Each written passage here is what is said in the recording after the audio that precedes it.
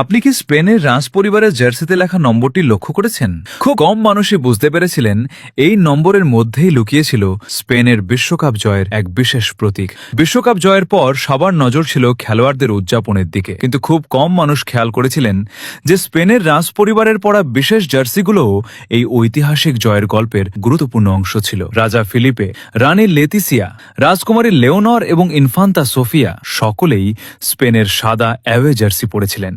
তবে সবচেয়ে অবাক করার বিষয় ছিল খেলোয়াড়দের নম্বরের পরিবর্তে প্রতিটি জার্সিতেই লেখা ছিল ২৬। এই সংখ্যা শুধু একটি ডিজাইন ছিল না, বরং ২০২৬ বিশ্বকাপে স্পেনের অসাধারণ যাত্রার প্রতীক ছিল।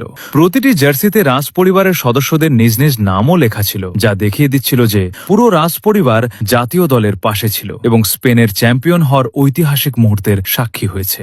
জার্সিতে লেখা ২৬ কেবল একটি সংখ্যা নয়, এটি হয়ে উঠেছিল বিশ্বাস, ঐক্য এবং সমর্থনের প্রতীক। এটি রাজ পরিবারের সমর্থন, পুরো দেশের আশা আকাঙ্ক্ষা এবং স্পেনকে বিশ্ব চ্যাম্পিয়ন হিসেবে দেখার স্বপ্নকে তুলে ধরেছিল। স্পেনকে বিশ্বের সেরা আসনে পৌঁছে দিতে শুধু মাঠে খেলোয়াড়দের পারফরমেন্সই নয়, তাদের পেছনে দাঁড়িয়ে থাকা কোটি কোটি সমর্থকের অটুট বিশ্বাস ও ভালোবাসাও সমানভাবে গুরুত্বপূর্ণ ভূমিকা রেখেছে।